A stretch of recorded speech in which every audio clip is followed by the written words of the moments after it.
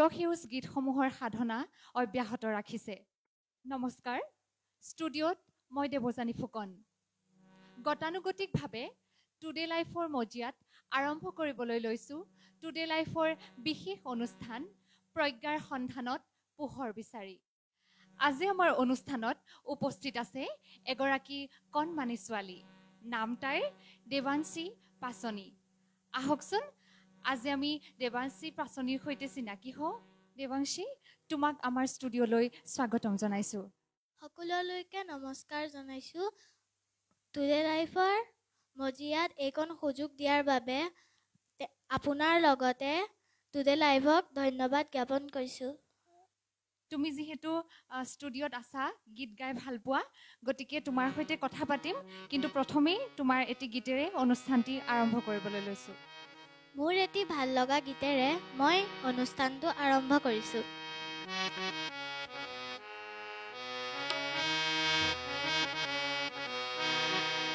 মোৰে মন বনতে তই কিবা আহিব জানি,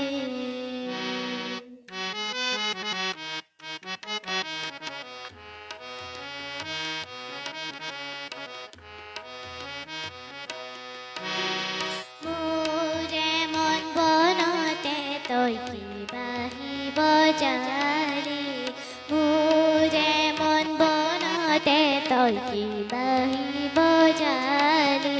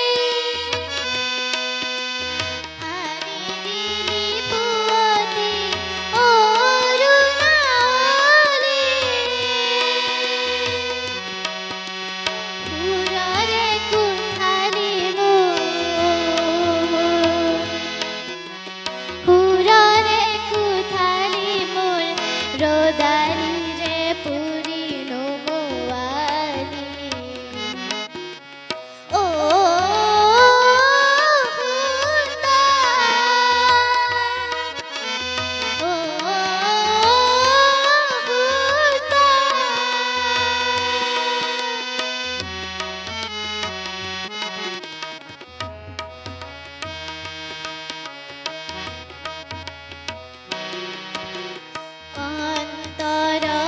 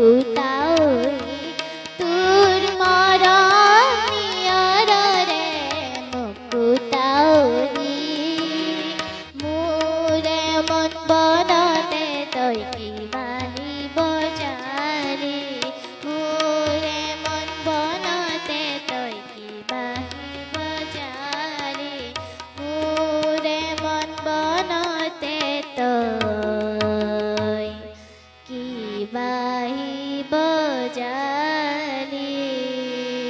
ধন্যবাদ। আজিৰ এই অনুষ্ঠানটি তোমাৰ কণ্ঠৰে ইমান ধুনীয়াকৈ সজাই তোলাৰ বাবে তোমাক প্ৰথমেই দেৱাংশী ধন্যবাদ জ্ঞাপন কৰিছোঁ। তোমাৰ গীত আমি শুনিম, কিন্তু তোমাৰ সৈতে কথাও পাতিব লাগিব। তুমি কোন বিদ্যালয়ত পঢ়ি আছা? PMC নাৰায়ণপুৰ বালিকা মজলীয়া বিদ্যালয়। তোমাৰ ঘৰত কোন কোন আছে? মোৰ ঘৰত মা আৰু দেউতা আছে। আৰু তুমি কোন ক্লাছত পঢ়ি আছা? মই ক্লাছ 6ত পঢ়ি আছোঁ।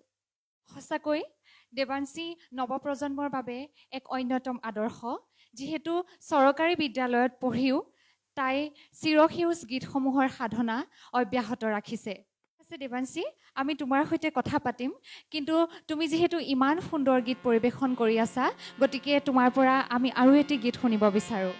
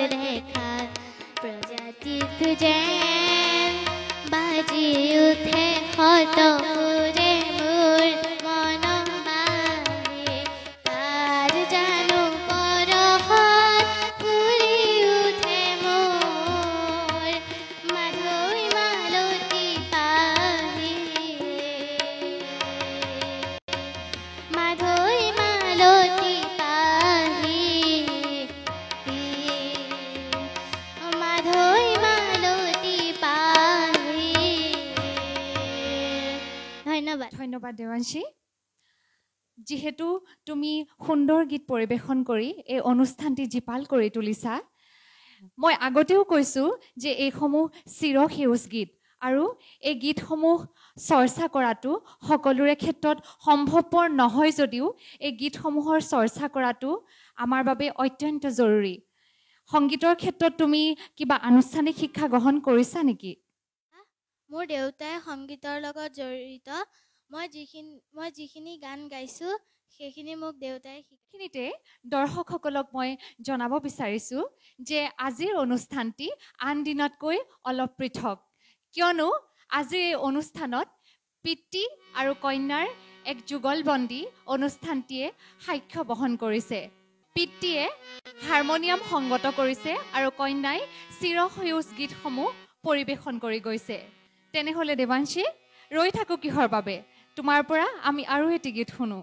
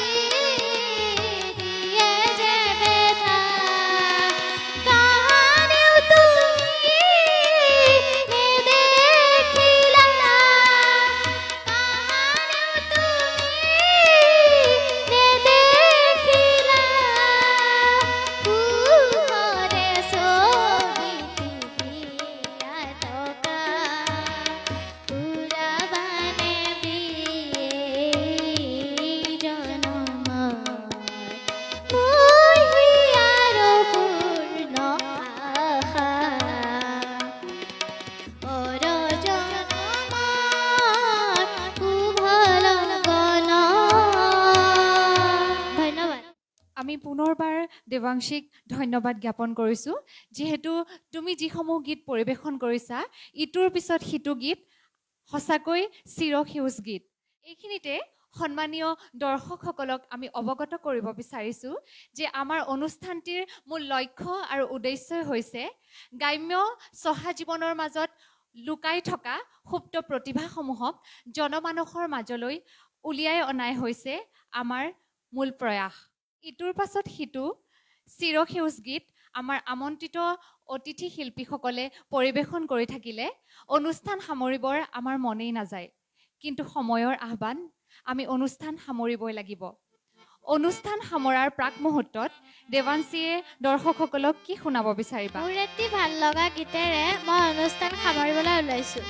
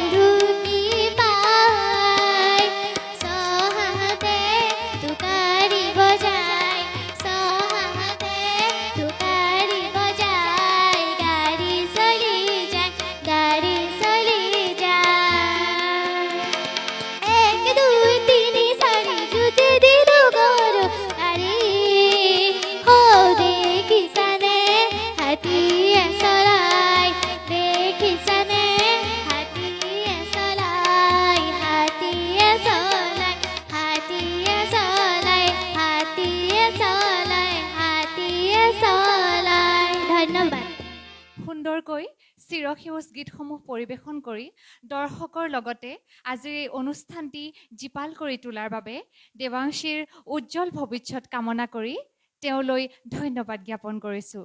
প্ৰিয় দৰ্শক মণ্ডলী, এয়াই আছিল আজিৰ অনুষ্ঠান প্ৰজ্ঞাৰ সন্ধানত পোহৰ বিচাৰি। ইয়াৰ লগে লগে মই দেৱযানী ফুকনে আজিৰ অনুষ্ঠানৰ পৰা বিদায় মাগিছোঁ। সবিশেষ চাই থাকিব টুডে লাইফত। ধন্যবাদ।